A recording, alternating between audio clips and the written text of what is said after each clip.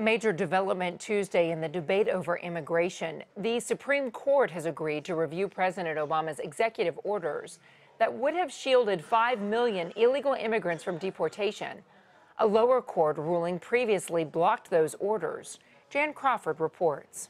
I guess it was about 14 months ago that the president announced that on his own he was taking this executive action that would have spared about 5 million, that's the estimate, people from being deported. They were here illegally, but they were the parents of children who were citizens or who were lawful permanent residents. So the president said that they could be spared deportation and be given work permits. So that would open up other benefits to them as well, including potentially getting driver's licenses and, as he said, kind of being a more involved member of, American society.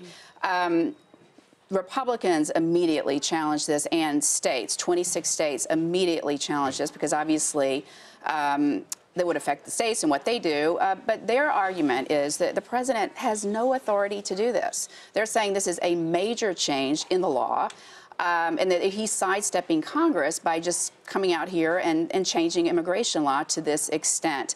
The Constitution says that, the president must take care to faithfully execute the laws. He can't go out and write new ones on his own without Congress. Lower courts agreed with that, and they put this program on hold. And now today, the Supreme Court has announced that it is going to decide who's right. And why the timing is important is because there was a huge concern within the administration that if the court did not take up this case, it may never get off the ground, and this program would just die on its own when the president left office.